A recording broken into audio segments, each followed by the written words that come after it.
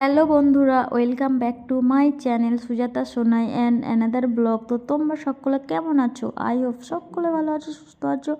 আর সকলের সুস্থতা কামনা করে চলে এলাম নতুন একটি ব্লগ নিয়ে।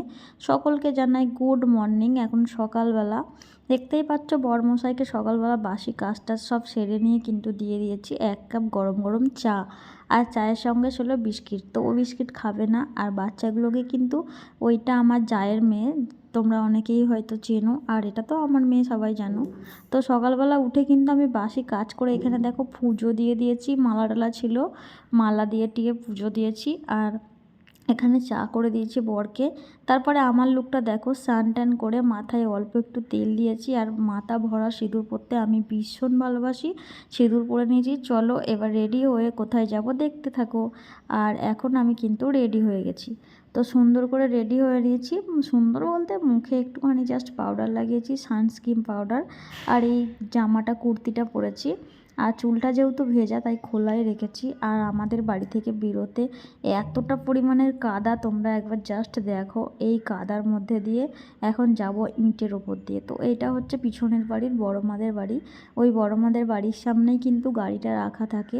আর শাশুড়ি মা কিন্তু বোতলে করে গাড়ির চাকায় একটু জল দিয়ে দিল। আর সবাই গাড়ির চাকায় জল দিয়ে বেরোয় আমার মনে হয়। তো আমরা তো যেখানে যাই গাড়ির চাকায় জল দিয়েই যাই।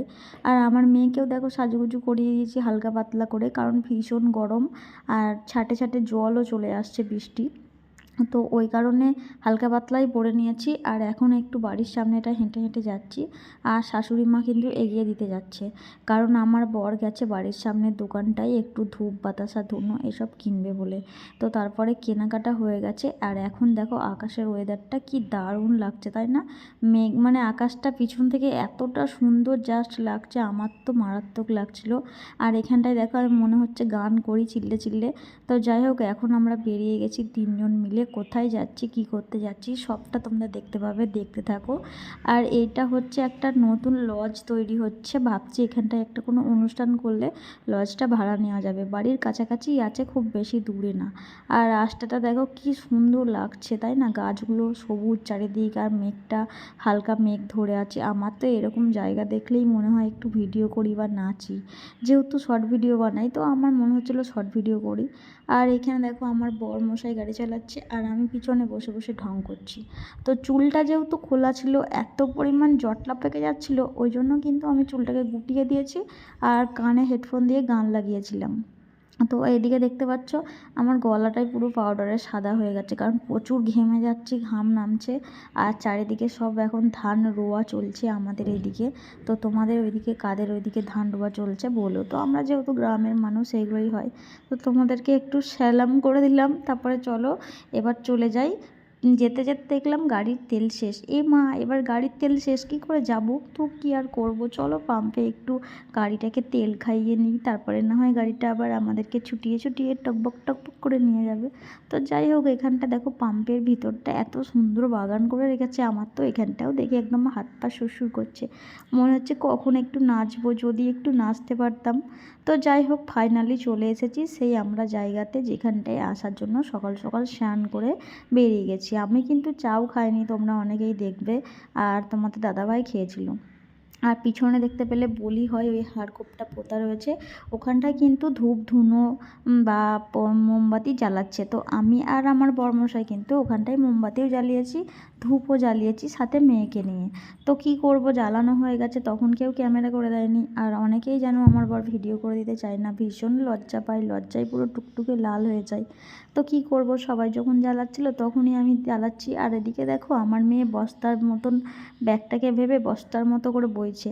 তো তারপর চলে এলাম মায়ের মুখটা দর্শন করতে, আর তোমাদেরকেও দর্শন করাতে। এই হচ্ছে সেই কালী মা। হ্যাঁ, এই কালী মায়ের কাছে আসার জন্য অনেক দিন থেকে মনটা ছটফট করছিল, আর একটু এখানটায় অন্নভোগ খাওয়ার জন্য। তো যাই হোক, আমার ফাইনালি আসা হয়ে গেছে, মনস্কামনা পূরণ হলো একটা। এখানে আসারও একটা বড় ইচ্ছা ছিল। তারপরেই দেখো ঝমঝম করে বৃষ্টি নেমে গেছে। কী ভাগ্যে আমরা চলে এসেছিলাম, না হলে আমরা এখন ভিজে পুরো গোবর ভেজা হয়ে যেতাম, তাই না? তারপরে দেখো এখানটায় সবাই মিলে দৌড়ে দৌড়ে ছুটি ছুটি করে ঢুকে পড়ছে। তো যাই হোক, এখানটায় আমার মেয়ে অস্থির হচ্ছে, কারণ ও একটা কিছু খেতে চাইছে, দোকান দেখতে পাচ্ছে না। আর এখানে দেখো মাকে মালা পরানো চলছে। মায়ের মুখটা তো খুব মিষ্টি লাগছে। আমরা যখনই আসি এখানটায় আমি যদিও প্রথম এলাম, আমি কিন্তু যখনই যেখানে কালীবাড়ি যাই না, আমার মায়ের মুখগুলো এত মিষ্টি লাগে দেখতে, মনে হয় মা হাসছে। আর আমি কিন্তু ডোনাকে চোখ রাঙাচ্ছিলাম এই কারণেই, ডোনা বলছে আমি এখন স্প্রাইট খাবো। তো স্প্রাইট তো দোকান নেই, তার উপরে ঠান্ডা বৃষ্টি পড়ছে, সেই জন্য মেয়েকে একটু একটু চুপি চুপি বকা দিয়ে নিলাম। তোমরা কেউ দেখতে পাওনি তো? তারপরে আমার মেয়ে দেখো পুরো লক্ষ্মী মেয়ের মতো বসে রয়েছে, আর আমার বর চলে গেছে বাইরের দিকে। তারপরে কিন্তু চলে এলাম পুজো টুজো দেওয়ার পরে এখানে অন্নভোগ খেতে। এখানে কিন্তু সকলকে অন্নভোগ খাওয়াই, আর সকলকেই বলে যাও খেয়ে নাও। এটা হচ্ছে ওপরতলের মন্দিরে হাত টাত ধুয়ে সিঁড়ি দিয়ে চলে এসেছি। এখন দেখো এখানে দিয়ে দিয়েছে পোলাও। তো পোলাওটা দেওয়ার পরে দেখছি এখানটায় খুবই সুন্দর ঝুরঝুরে পোলাওয়ের পরে খিচুড়ি, আর তারপরে কুমড়ো আলু পুঁই শাক দিয়ে একটা কিন্তু ঘ্যাঁট রয়েছে, জাস্ট মারাত্মক খেতে ঘ্যাঁটগুলো। আর আমি কিন্তু একটু পোলাওটা আগেই টেস্ট করছিলাম, আমার তো সেই লেগেছে খাবারগুলো। আর মায়ের অন্নপ্রসাদ ভোগ বলে কথা, তো আমার খুব ইচ্ছা ছিল আমি মায়ের ভোগ খাবো। তো যাই হোক, মা আমার সেই মনস্কামনাটাও পূরণ করেছে। আর এখানে কিন্তু অন্নভোগে এখানে দেখো মাছ দিয়েছে, সবাইকে এক টুকরো করে মাছও কিন্তু দিয়ে দিয়েছে। তারপরে কিন্তু এদিকে দেখতে পাচ্ছ আমি একটু চাটনি দিয়েছিল আমড়ার, ওটা খেতে লেগেছি।